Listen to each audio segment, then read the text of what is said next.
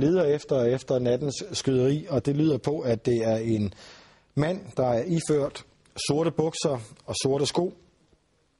Derudover har han en lysegrå jakke på med flerfarvede lyse felter.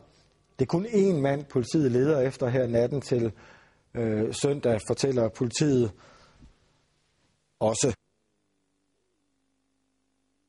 Man har ikke et billede af manden endnu, det har politiet ikke, men hvis politiet kommer i besiddelse af et billede, så sender de det selvfølgelig ud til folk. På billedet, som I ser på skærmen her, det er den her kommandocentral, der tidligere har været udstationeret omkring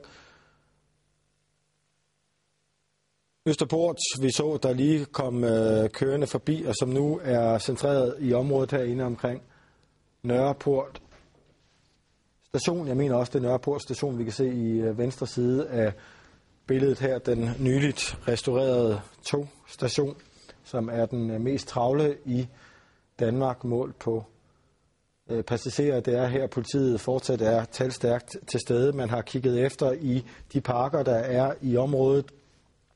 Både hos Ørstedsparken, som jeg viste jer på et kort lige før, har politiet koncentreret sig omkring, men også Botanisk Have, der ligger i den anden retning, dog også i umiddelbar nærhed af Nørre Voldgade, en stor park i indre København, og også det der, vi kan se herovre i mørket. Der er ikke så meget at se, men Botanisk Have ligger derovre bagved. Den har politiet også interesseret sig kraftigt for, i hvert fald tidligere på aftenen, hvor man også så en helikopter svæve over området, højst sandsynligt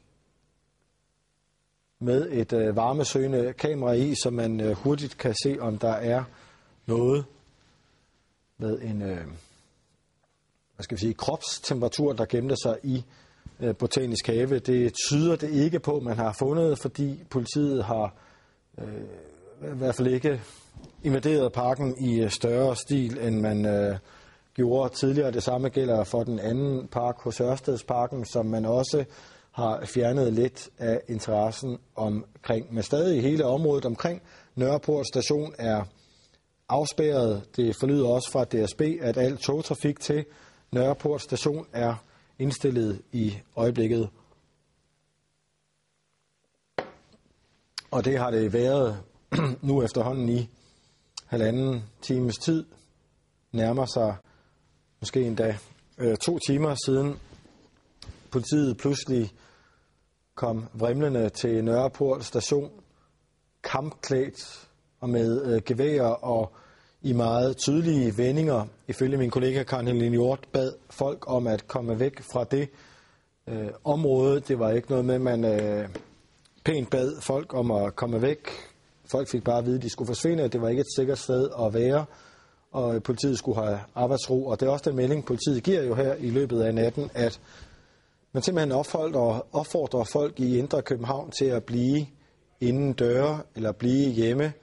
Indre København er ifølge politiet ikke et sikkert sted at opholde sig her natten til lørdag, hvor vi har oplevet, at der er affyret skud i